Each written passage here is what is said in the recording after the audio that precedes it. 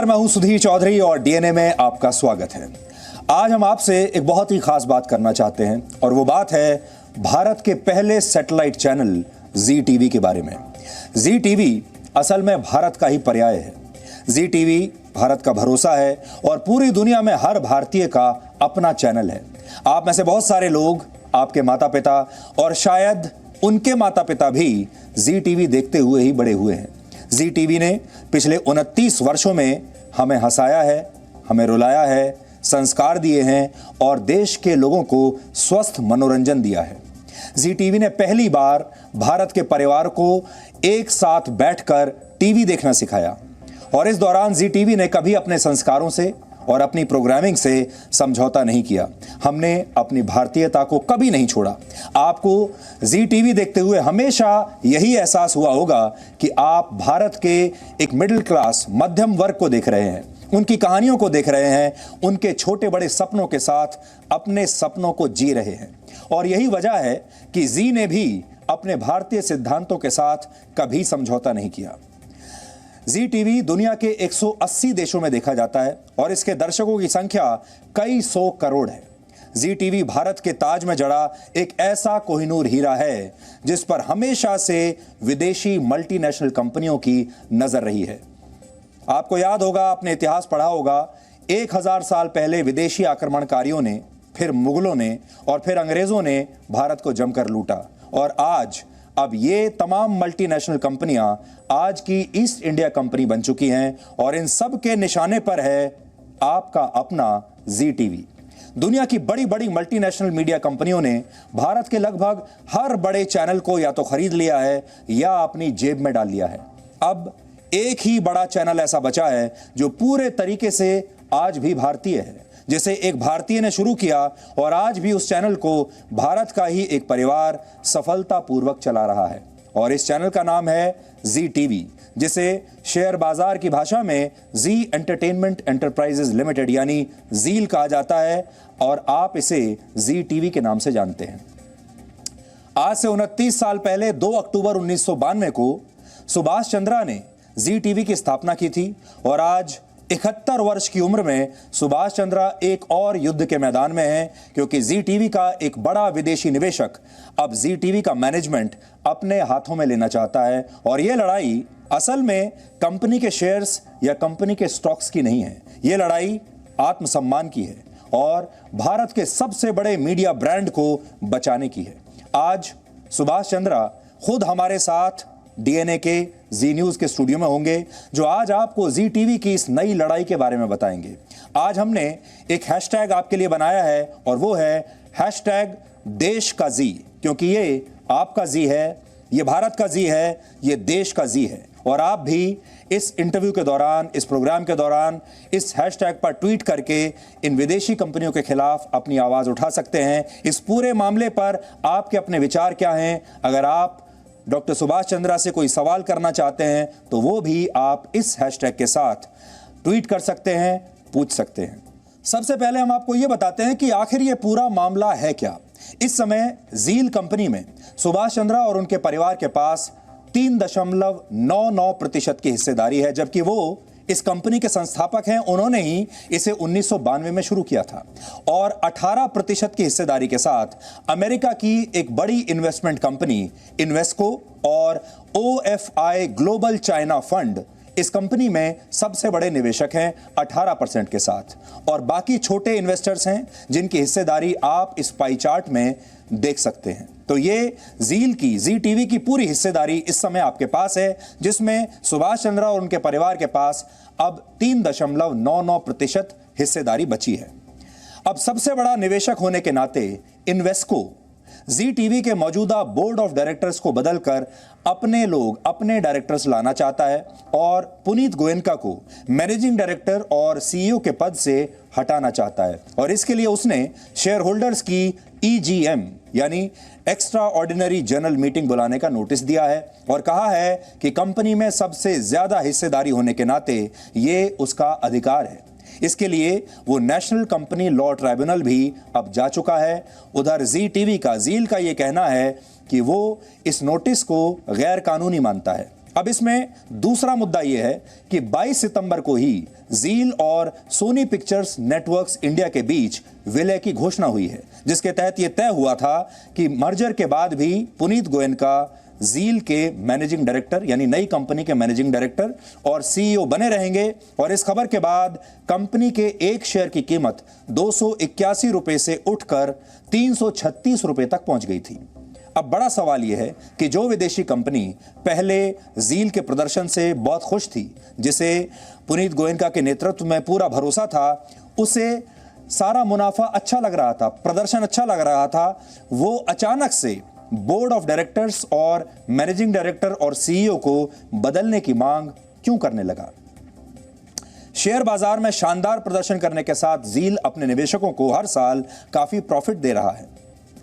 वित्त वर्ष 2020 और 21 में इस कंपनी का सालाना मुनाफा लगभग 800 करोड़ रुपए था, जबकि कंपनी का कुल रेवेन्यू 7,840 करोड़ रुपए था, जिसे आप शानदार प्रदर्शन कह सकते हैं। इस वर्ष के पहले 3 महीनों में भी जील को 208 करोड़ रुपए का प्रॉफिट हो चुका है। इसलिए विदेशी कंपनी इन्वेस्टरों पर अब ये सवाल उठ रहे हैं कि वो किस खास मकसद से और किसके कहने पर बाकी निवेशकों के हितों के खिलाफ जाना चाहता है, ये सब किस मंशा से हो रहा है और इसके पीछे कौन है। आज जी टीवी के संस्थापक सुभाष चंद्रा हमारे साथ होंगे और उनसे हम बातचीत शुरू कर रहे हैं। उससे पहले पिछले 29 वर्षों में जी टीवी ने न सिर्फ देश की सोच को बदला, बल्कि इस दौरान जी टीवी अपना रंग और रूप भी आपके साथ साथ बदलता रहा। इसलिए आगे बढ़ने से पहले इस बदलाव की यात्रा का एक छोटा सा ट्रेलर, एक छोटी सी झलक हम आपको दिखाना चाहते हैं। और मुझे पूरा यकीन है कि जब आप इस बदलाव की यात्रा को देखेंगे तो इसके साथ साथ आपको अपने जीवन की यात्रा भी याद आएगी, अपना बचपन याद आएगा, अपनी जवानी याद आएगी, कैसे जी टीवी के साथ साथ आपकी जीवन की यात्रा भी आगे बढ़ती चली गई। अब आप देखिए।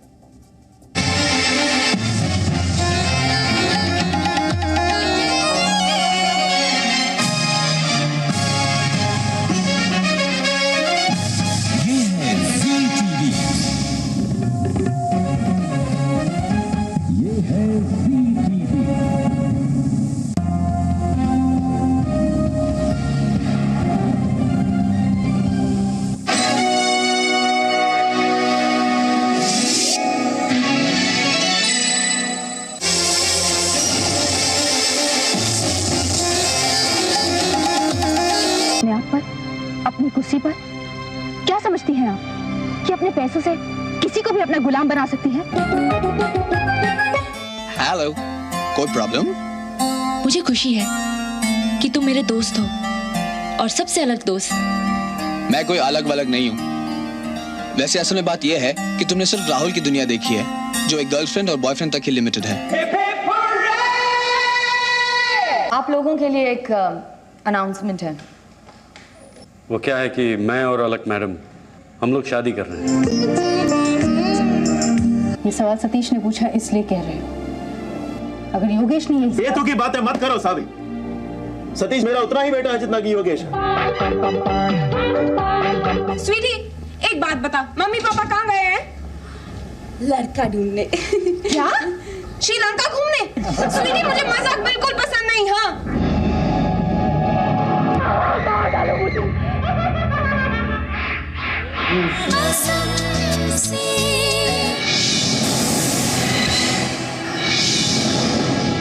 बानी, मैं जानता हूँ कि आप कुछ नहीं जानते मिस्टर वालिया।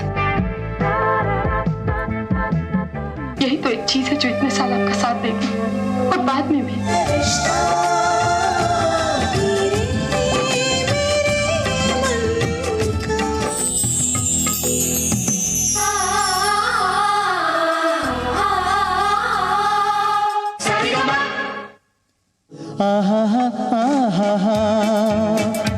सावन की घटा छाई, तुम सरम सातों जन्म मिलते रहे हो जैसे। हाय हाय मलमल का कुर्ता, मलमल के कुर्ते पे शीश लाल लाल। असल में तारीफ का सारा क्रेडिट इस प्रोग्राम को, इस प्रोग्राम के बनाने वालों को, इस प्रोग्राम के डायरेक्टर, प्रोड्यूसर और जितने भी पूरे यूनिट के लोग इन्वॉल्व हैं, असल में क्रेडिट उनको जाता है जिन्होंने एक अंताक्षरी जैसी मामूली सी घर की चीज को इतने बड़े पैमाने के ऊपर बना दिया। तो credit. Thank you very much. तो आपने देखा कि पिछले लगभग 30 वर्षों में जी टीवी ने कैसे आपके जीवन में इतने सारे रंग भरे हैं, और मुझे यकीन है कि ये सारी वीडियोस देखकर, ये क्लिप्स देखकर आप भी आज बहुत भावुक हो गए होंगे। इस समय जी टीवी के संस्थापक सुभाष चंद्रा खुद हमारे साथ इस स्टूडियो में मौजूद हैं, जो आज आपको जी टीवी की इस नई जंग, इस नई लड़ाई, इस नए युद्ध के बारे में आपको बताएंगे। सुभाष जी, आपका बहुत बहुत स्वागत है। धन्यवाद, और आप सभी दर्शकों का भी बहुत बहुत नमस्कार। 1992 में आपने इस चैनल को लॉन्च किया था, और उसके बाद भारत की कई पीढ़ियां इसे देखते देखते बड़ी हुई। आज उसी जी टीवी पर एक विदेशी कंपनी का खतरा मंडरा रहा है। आप इस पूरे प्रकरण को कैसे देखते हैं? सुधीर जी, ये खतरा तो पहले भी मंडराया था। क्या है कि जी टीवी एक ऐसे समय में लॉन्च हुआ, शुरू हुआ 1992 में, जब हमारे देश में दूरदर्शन केवल एकमात्र चैनल था, और दूरदर्शन की अपनी एक बाधाएं, उनकी अपनी एक मर्यादा होती है। उनको पब्लिक सर्विस ब्रॉडकास्टर का काम करना पड़ता है, इसलिए वो एंटरटेनमेंट के क्षेत्र में बहुत कम प्रोग्राम दिखाते थे, तो जगह खाली थी।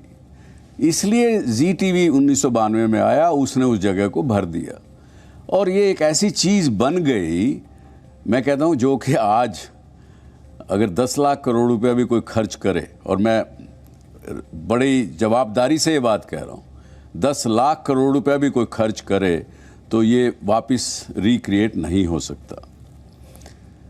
इसके ऊपर जो हमले की बात है, मैं 1 मिनट में कहता हूँ आपको, क्योंकि इस नेटवर्क को देख के अपने देश की 3-4 जनरेशन बड़ी हुई है पिछले 30 साल में।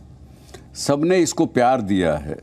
आज भी हमारे यहाँ बम्बई में एक गोडाउन है जहाँ वो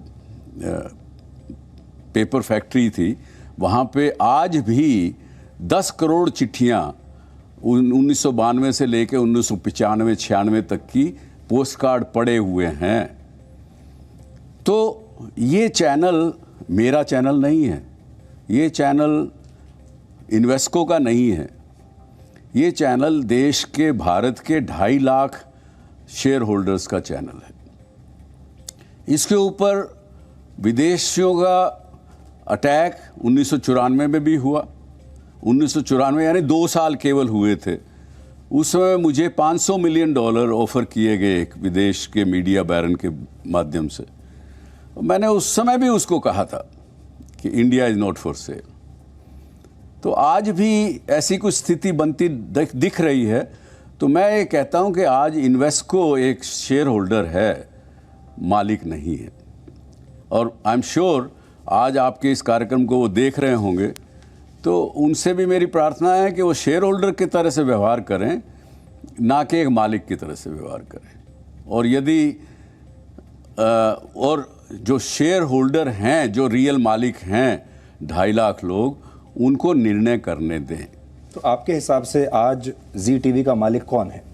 2.5 lakh share holder, public.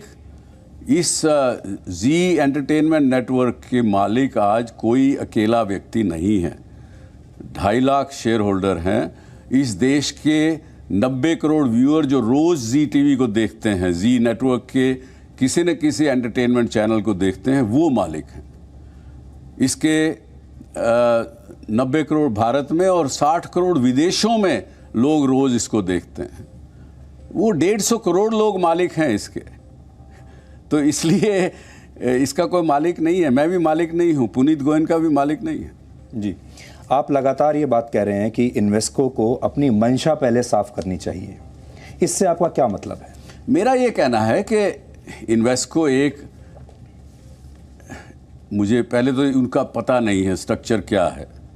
Oppenheimer जो शुरू में जिसके लोगों ने बात की थी, वो तो हमें समझ में आता था कि अमेरिकन फंड है। ये जो फंड है जिसने OFC चाइना फंड LLC कुछ ऐसा नाम है। हमें इसका पहले तो समझ में नहीं आ रही कि ये चाइना का फंड है कि कहाँ का फंड है। दूसरा, वो तो चलाने वाले नहीं हैं। इतने बड़े मैमथ नेटवर्क को एक प्राइवेट इक्विटी का व्यक्ति चला नहीं सकता। तो ज़रूर कोई ना कोई उनके पीछे है, जिस कारण से, जो आपने पहले, मैं आपके कार्यक्रम में सुन रहा था, आपने कहा कि वो बोर्ड ऑफ डायरेक्टर बदलना चाहते हैं, पुनीत गोयनका को बदलना चाहते हैं। वो नहीं है, वो इस कंपनी को टेक ओवर करना चाहते हैं। वो टेक ओवर करना चाहते हैं, देश के, भारत के कानून के विरोध में उसको टेक ओवर करना चाह रहे हैं। वो सीधे रास्ते से नहीं आ करके एक गुप्त रूप से, इलीगल तरीके से टेक ओवर कोड को हटाते हुए, बचाते हुए, I&B मिनिस्ट्री की जो सिक्योरिटी क्लियरेंसेस डायरेक्टर्स को लेनी चाहिए उसको भी बचाते हुए, केवल वो एक कंपनी लॉ का एक प्रावधान है, उसके पीछे छुपकर इस कंपनी को हथियाना चाहते हैं, हड़पना चाहते हैं। जी, तो जो ज़ील यानी जो जी टीवी है, ज़ील का जो बोर्ड है, उस पर आज किसका कंट्रोल है? उस बोर्ड पर किसी का कंट्रोल नहीं है। आज 6 बोर्ड मेंबर हैं, 7वां पुनीत गोयनका है। वो इस विषय में वो पार्टिसिपेट भी नहीं कर सकता। 6 के 6 बड़े इज्जतदार डायरेक्टर हैं, उन्होंने अपना इंडिपेंडेंट निर्णय वो लेते हैं। आज एक प्रश्न उठ रहा है कि आप EGM बोर्ड क्यों नहीं होने देता? ये भाई उन बोर्ड से पूछो। बोर्ड इंडिपेंडेंट है, उन्होंने अपने लीगल एडवाइज़र अपॉइंट कर रखे हैं, उन्होंने सुप्रीम कोर्ट के जजों से राय ली है। उनको ये बताया गया है, जो मुझे पता लगा है, कि ये जो रिक्विजिशन इन्वेस्को की तरफ से आई है वो इल्लीगल है। इल्लीगल रिक्विजिशन के ऊपर बोर्ड का एक ड्यूटी बन जाती है, ड्यूटी बाउंड है बोर्ड। अगर वो गलत है तो वो शेयर होल्डर के सामने वो चीज़ को प्रस्तुत ना करें, बल्कि उसको एक्सपोज करें। ये उनकी ड्यूटी है, ये कानूनन बात है। कानून में लिखा हुआ है कि अगर एक्विजिशन ऐसा कोई अगर इल्लीगल है, उसमें कमियां हैं, अगर वो कानून के विरोध में है, तो उसको वो नकारें। बोर्ड का इंडिपेंडेंट निर्णय है। पुनीत गोयनका का, मेरा, किसी का भी उसके ऊपर कोई अधिकार नहीं। जी, आज जब हम रिसर्च कर रहे थे दिन में इन्वेस्को के बारे में, तो हमने देखा कि इन्वेस्को कोई आज का इन्वेस्टर नहीं है, काफ़ी पुराना इन्वेस्टर है। इससे पहले पुनीत गोयनका की जो नेतृत्व करने की क्षमता थी, उस पर उन्हें पूरा विश्वास था, सब कुछ ठीक चल रहा था। फिर अचानक से उन्होंने ये अपनी पलटी मारी और अचानक से उनकी जो राय है ये अचानक बदल गई। देखिए, ये मेरे निजी राय है। मैं ये ना कंपनी की राय कहता हूँ, ना पुनीत गोयनका की राय कहता हूँ। मैं एक इंडिपेंडेंट व्यक्ति के रूप में, जो कि आज ज़ील का कोई पदाधिकारी नहीं है, ना मैं डायरेक्टर हूँ, उस रूप से कहता हूँ कि कोई ना कोई व्यक्ति इन्वेस्को में बेईमानी कर रहा है। अपने, शायद अपने बड़े अधिकारियों को भी शायद वो ठीक से बात नहीं बता रहा है, या बता रहा है तो इस रूप से बता रहा है कि जिसमें वो भी उसका साथ दे।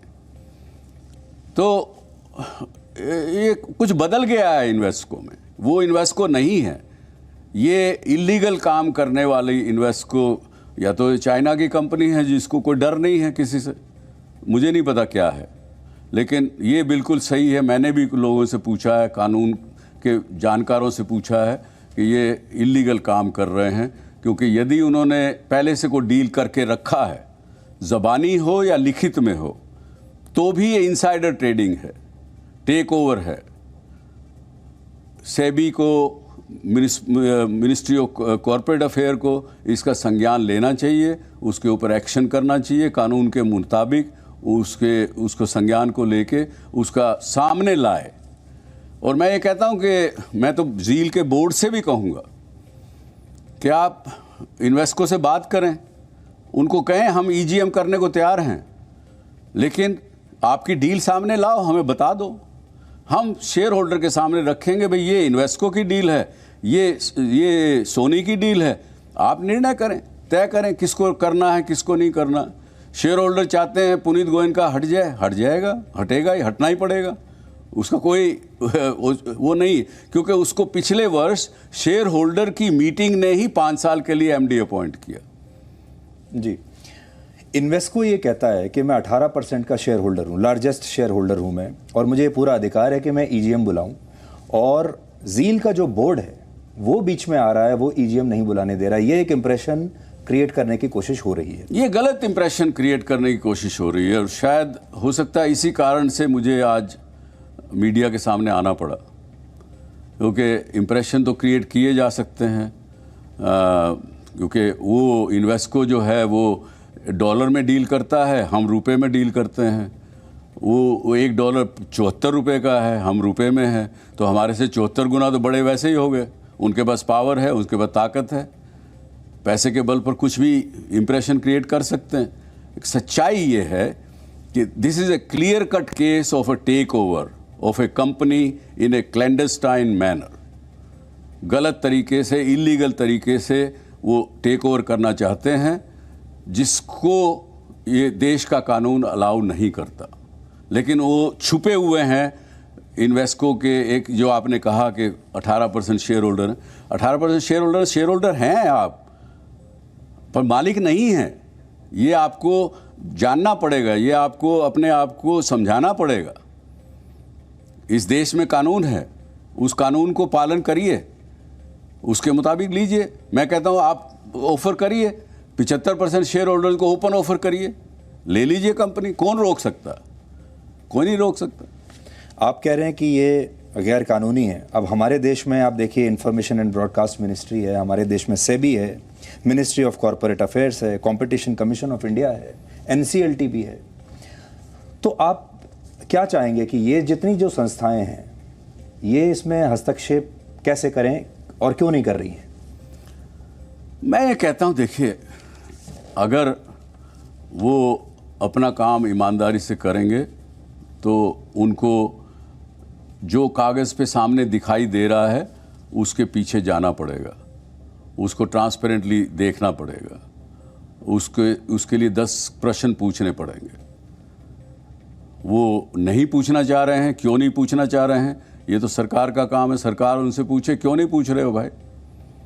जी को एक बिजनेस नहीं है, इस देश के 90 करोड़ लोगों की मिल्कियत है। जो लोग रोज़ इसको देखते हैं, जो अपने घर में जी को आने देते हैं 2.5 घंटे के लिए, उसके साथ बैठते हैं, उसके साथ हंसते हैं, उसके साथ रोते हैं, उसके साथ बड़े होते हैं, तो क्या वो एक विदेश के जो आज OTT पर प्रोग्राम आते हैं वो देखेंगे? वो देख नहीं सकते। माँ बेटे के साथ बैठ के नहीं देख सकती, बाप बेटी के साथ बैठ के नहीं देख सकता। इस प्रकार का कंटेंट आता है। आज इस देश में अगर एंटरटेनमेंट के हिंदी भाषा में या किसी भारतीय भाषा में अगर कोई चैनल है जिसको परिवार एक साथ बैठ के देख सकता है, वो जी नेटवर्क है, और कोई नहीं। मैं ये दावे के साथ कह सकता हूँ। इस समय सुभाष जी, आपको लगभग 180 देशों में लोग देख रहे हैं और उनकी संख्या सैकड़ों करोड़ में होगी, और आपको भारत का मीडिया मुगल कहा जाता है, आपको फादर ऑफ इंडियन टेलीविज़न कहा जाता है, और आपने सिर्फ जी टीवी नहीं, भारत में मीडिया उद्योग जो है, टीवी का जो इंडस्ट्री है, इसको भी आपने शुरुआत की। एक ज़माने में जब आप अपने पीक पर थे, आप पावर लिस्ट में सबसे ऊपर होते थे इस देश की, और आज ये जो समय है, किस तरीके से आप देखते हैं आज? मैं तो अपने आप को आज भी पीक पे मानता हूँ। समय देखिए कभी भी परमानेंट नहीं होता, ऊंच नीच चलती रहती है। कोई भी समय अच्छा हो या बुरा हो, एक नहीं रहता। लेकिन व्यक्ति को अपना जो सोच है, अपनी विचारधारा है, उस पर टिके रहना चाहिए। मैं पीक पे था, आज भी मैं मानता हूँ। अगर आप नहीं मानते तो कोई बात नहीं, लेकिन मैं आपको ये कहता हूँ कि मेरे अंदर जो भारतीयता, भारत के बारे में सोच, भारत के लोगों के प्रति प्यार, लोगों का मेरे प्रति प्यार जो है, उसलिए मैं बदल नहीं सकता। मैं पीक पे ही रहूँगा और पीक पे रहूँगा। अगर ये टेक ओवर हो जाता है, आप बहुत कोशिश कर रहे हैं इसको रोकने की, और मुझे यकीन है कि हमारे जो देश के लोग हैं इस समय जो आपको सुन रहे हैं, आप भी, हमने आपके लिए एक हैशटैग आज क्रिएट किया है, देश का जी, क्योंकि ये देश का जी है, भारत का जी है, ये आपका जी है। और अगर ये टेक ओवर हुआ तो आपके घर में, आपके परिवार में, आप जो देखते हैं, कंटेंट कंज्यूम करते हैं, उसमें भी बहुत बड़ा बदलाव आएगा। इसलिए आप ट्वीट कर सकते हैं, अपनी राय दे सकते हैं, और अगर आप सुभाष जी से कुछ सवाल पूछना चाहते हैं वो भी आप ट्वीट करके इस समय, क्योंकि हम लाइव हैं, आप पूछ सकते हैं। लेकिन सर, अगर ये टेक ओवर हो गया तो अब इसके बाद आप कैसी तस्वीर देखते हैं? मैं नहीं मानता कि ये टेक ओवर होगा, और जो टेक ओवर करना चाहते हैं वो भी देख रहे होंगे इस कार्यक्रम को। उनसे भी मैं हाथ जोड़ के प्रार्थना करूंगा कि भाई लड़ाई झगड़ा छोड़िए, लड़ाई करेंगे तो मैं भी लड़ाई करूंगा। मैं इसलिए करूंगा कि मेरे को उसमें कोई आर्थिक लाभ नहीं होगा, मुझे को उसमें पैसा नहीं मिल जाएगा अगर आप टेक ओवर नहीं कर सके तो। हाँ, लेकिन मुझे ये सेटिस्फेक्शन रहेगी कि मैं अपने आप से ईमानदार रहा, मेरे को और जी को जो बनाने वाले जो 90 करोड़ लोग भारत में देख रहे हैं उनके साथ ईमानदार रहा। मैंने उनके साथ धोखा नहीं किया, मैंने उनके बात को रखा, और इसको सोचते हुए उनसे यही प्रार्थना करूंगा कि आप टेक ओवर करना चाहते हैं तो आइए, खुशी से टेक ओवर करिए, ओपन ऑफर करिए, 75% शेयर होल्डर को दीजिए, वो आपको देना चाहते दें, आप उनको पैसा दे रहे हैं, वो ले रहे हैं, खुशी की बात है, मुझे भी खुशी होगी, मैं भी ताली बजाऊंगा, मैं भी शायद 2-4% शेयर जो हमारे परिवार के पास है वो भी मैं आपको दे दूंगा, कोई दिक्कत नहीं है।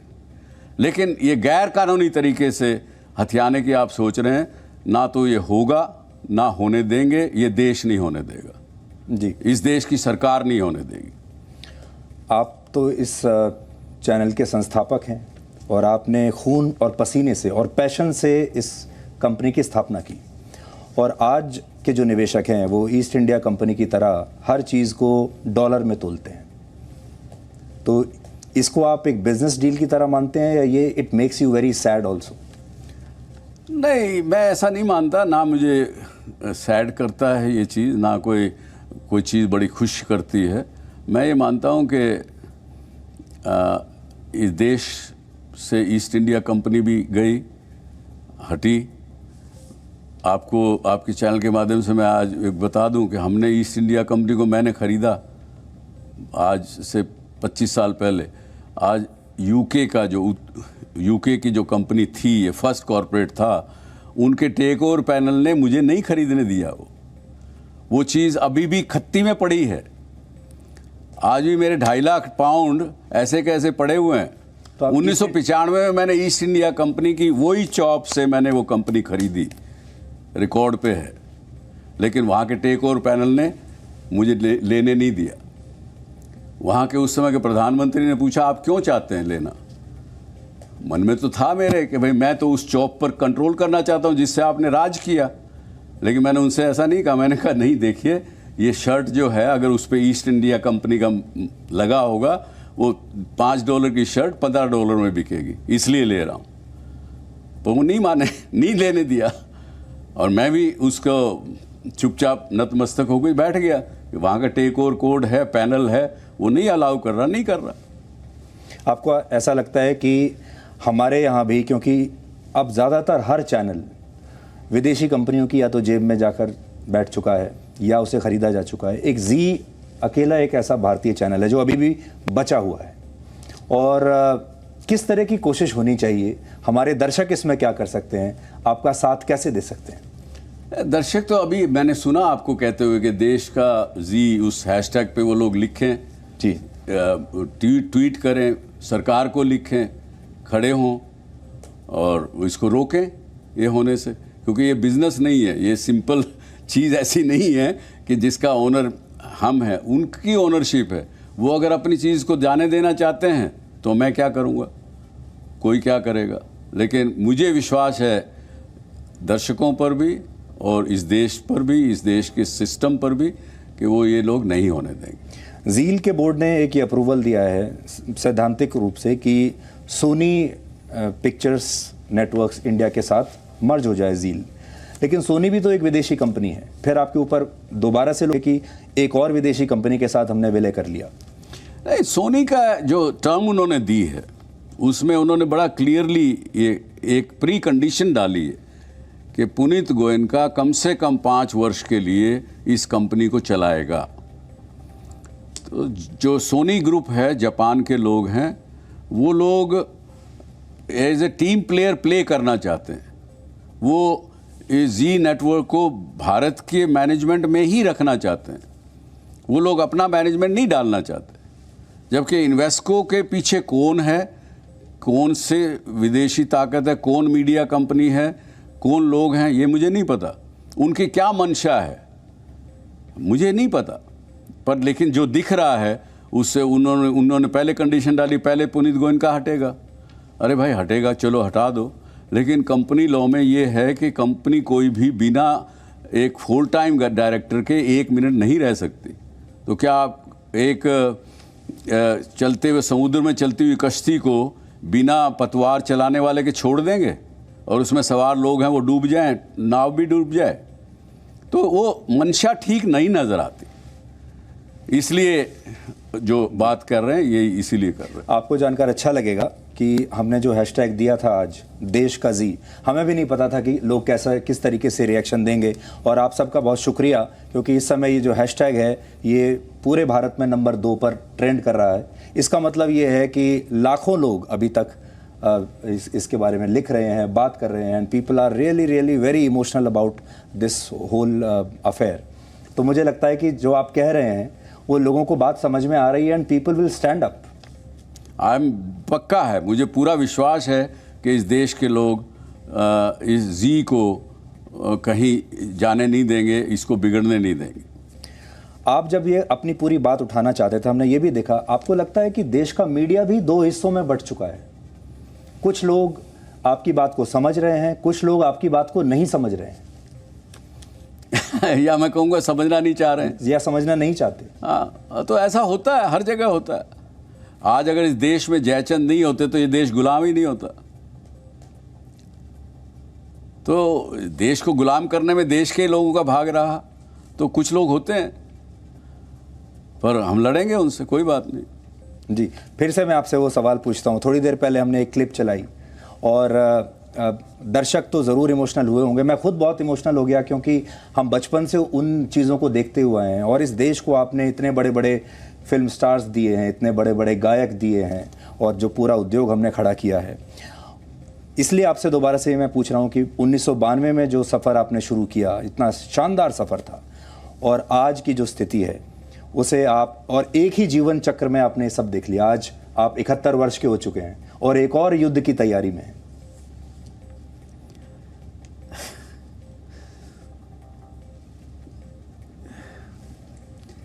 सुधीर, इस बात को हम ज़्यादा ना करें तो ठीक है, ये भावुकता का विषय है, पर मैं भावुक ना होते हुए मैं आपको ये कहूँगा कि एक चीज़ क्रिएट हो गई। एक समय था, दस्तूर था, वैकेंसी थी, बन गया। आज मैं भी चाहूँ तो ये क्रिएट नहीं कर सकता, क्योंकि आज जो मैंने आपको बताया कि इतने करोड़ों पोस्ट कार्ड जी को लिखे जाते थे, जी का नाम का मतलब क्या है, ZEE का, ये लोगों ने दिया है। लोगों ने अपने खून से चिट्ठियां लिखी हैं जी को, जब अप्रिशिएट भी किया है। जब हमने कुछ गलती की, उस दौरान में हमसे गलतियाँ हुई, गलत प्रोग्राम दिए गए, उस वक्त लोगों ने जूतों के हार मेरे लिए भेजे हैं, मैंने उनको हृदय से स्वीकार किया है।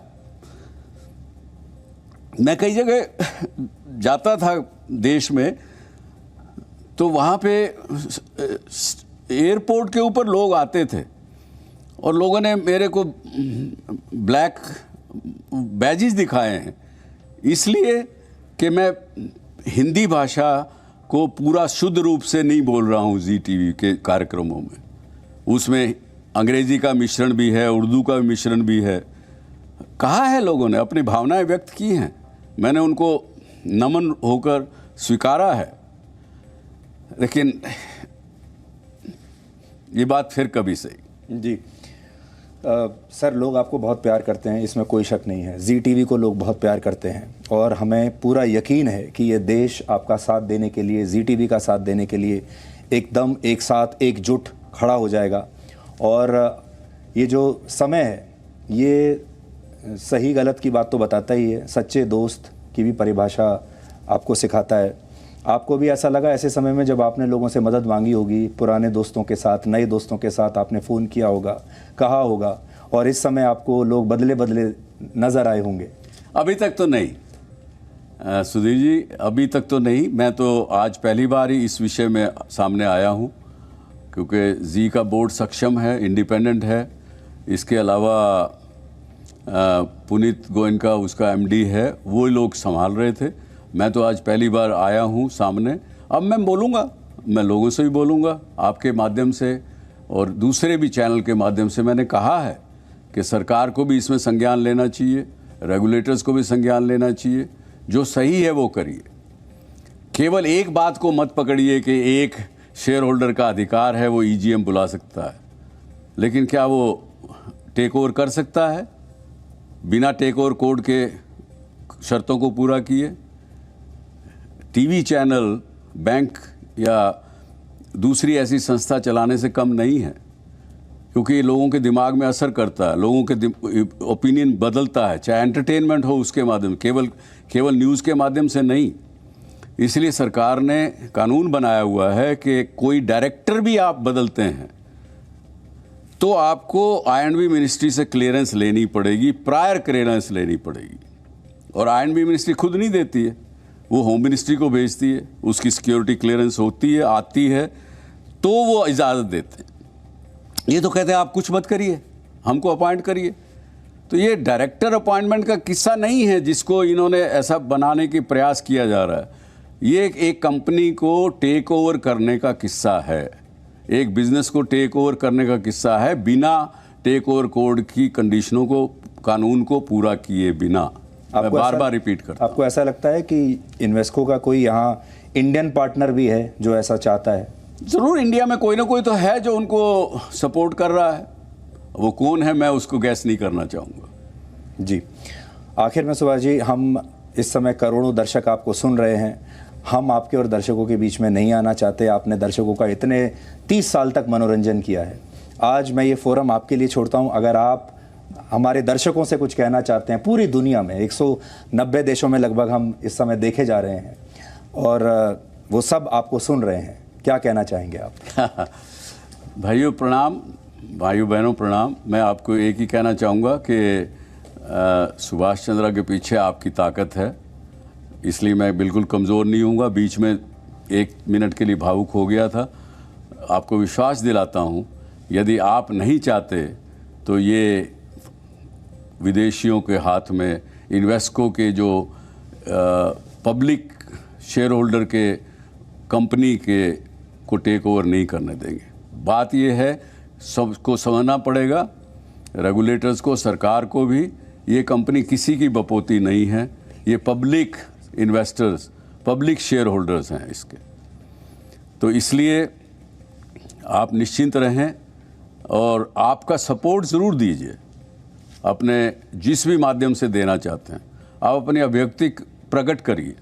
क्योंकि जब आपने देखा है मुझे, मैं डीएससी शो के नाम से एक कार्यक्रम करता था, उस पे भी मेरे पास कम से कम 2 करोड़ लोग उस कार्यक्रम को देखते थे रोज़ाना।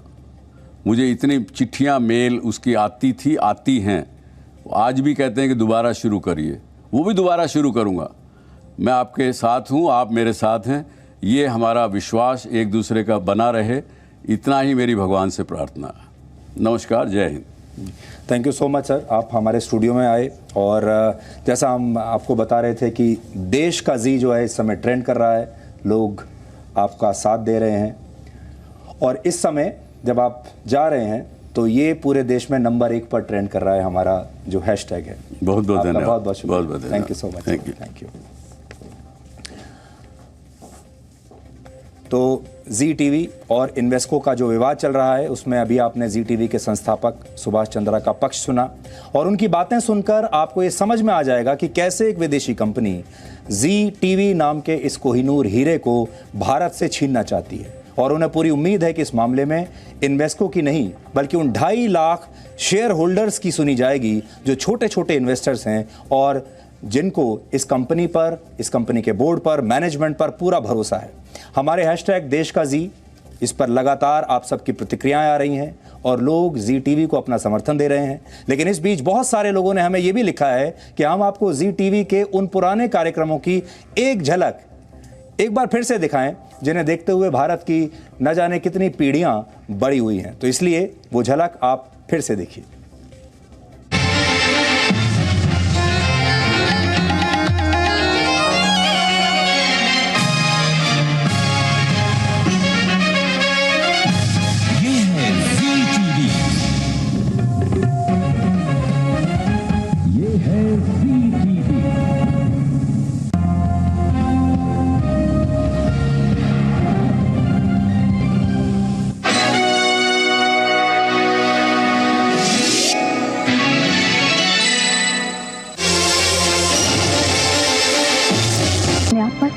अपनी कुर्सी पर क्या समझती हैं आप कि अपने पैसों से किसी को भी अपना गुलाम बना सकती हैं? हेलो, कोई प्रॉब्लम? मुझे खुशी है कि तुम मेरे दोस्त हो और सबसे अलग दोस्त। मैं कोई अलग वलग नहीं हूँ। वैसे असल में बात यह है कि तुमने सिर्फ राहुल की दुनिया देखी है, जो एक गर्लफ्रेंड और बॉयफ्रेंड तक ही लिमिटेड है। आप लोगों के लिए एक अनाउंसमेंट है। वो क्या है कि मैं और अलक मैडम हम लोग शादी कर रहे हैं। ये सवाल सतीश ने पूछा इसलिए कह रहे हो। अगर योगेश ने ये बेतु की बातें मत करो सावी। सतीश मेरा उतना ही बेटा है जितना कि योगेश। स्वीटी, एक बात बता, मम्मी पापा कहाँ गए हैं?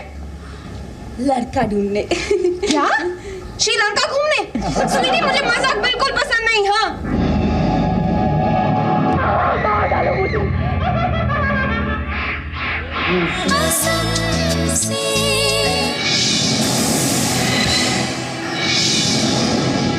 बानी, मैं जानता हूं कि आप कुछ नहीं जानते मिस्टर वालिया। यही तो एक चीज है जो इतने साल आपका साथ देगी और बाद में भी।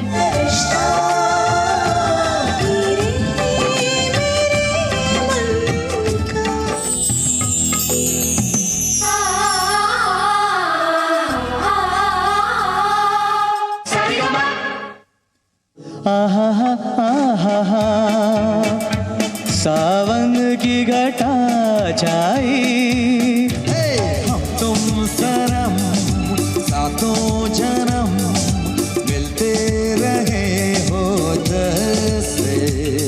हाय हाय मलमल का कुर्ता, मलमल के कुर्ते पे शीश लाल लाल। असल में तारीफ का सारा क्रेडिट इस प्रोग्राम को, इस प्रोग्राम के बनाने वालों को, इस प्रोग्राम के डायरेक्टर, प्रोड्यूसर और जितने भी पूरे यूनिट के लोग इन्वॉल्व हैं, असल में क्रेडिट उनको जाता है, जिन्होंने एक अंताक्षरी जैसी मामूली सी घर की चीज को इतने बड़े पैमाने के ऊपर बना दिया। तो क्रेडिट